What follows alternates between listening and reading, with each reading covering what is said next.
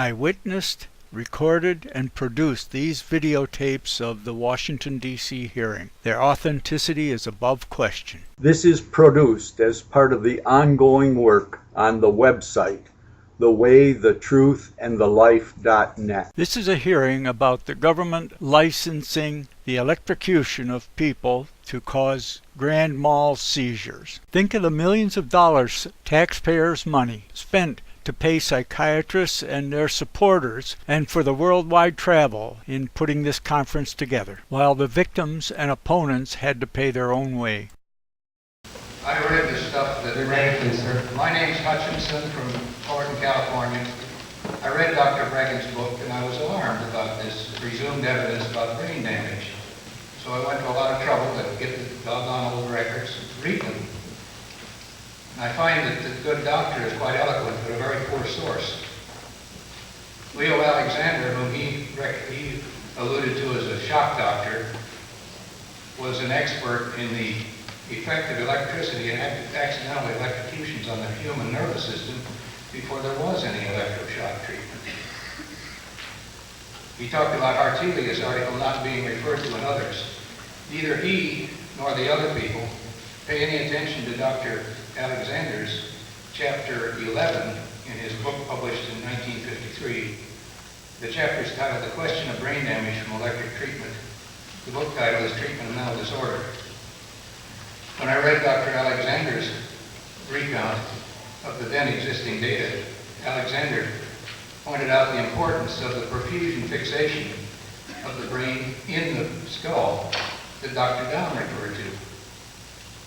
And Alexander also referred me to 3 experiments reported in the literature in 1942 or 1944, I believe. No, 42, 45, and 50. Where they used, the only 3 reports, where they used in situ perfusion to fix the brain tissue before it could get screwed up. All 3 found no changes. 2 of these 3 were on monkeys, Dr. Bregan, not rats. The 3rd one was on guinea pigs. The people who performed these good studies were outstanding neuropathologists ahead of their time. Bodian was an expert working mostly on poliomyelitis, published fine work at Johns Hopkins University. Dr. Scharrer is the one who, in his 1938 article, referred to by Hartelius, first told about those dark neurons that were the result of trauma to the brain when you handled it when it was freshly dead and not yet fixed.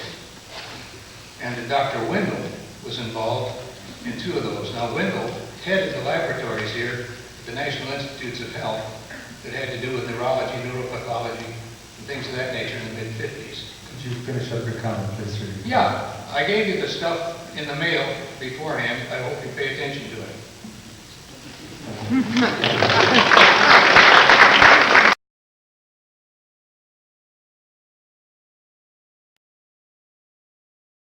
One shock treatment can equal 150 joules of energy.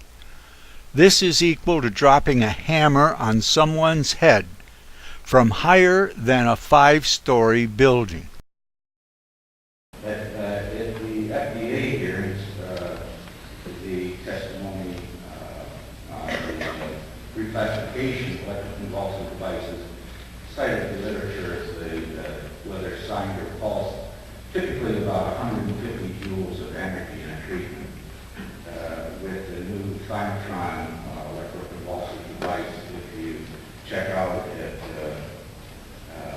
400 volts, maximum of 0.9 amps, and 320-some millisecond pulses.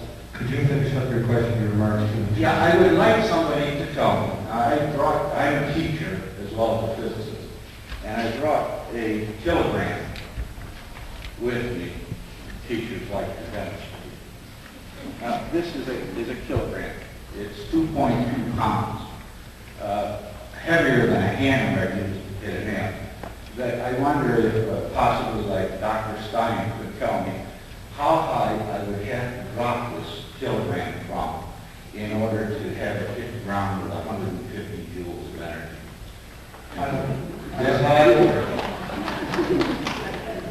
I don't know if that question is in the purview of the panel, but that should be the point. Well, just a minute. I'd like to go on to the next person. This is only 10 joules of energy. You're talking about dropping it from higher than a 5-story building. That's physics.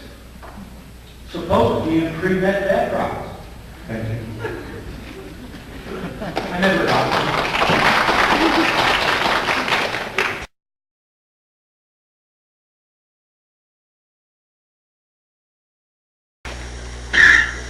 All right, out with your gun. Out with your gun.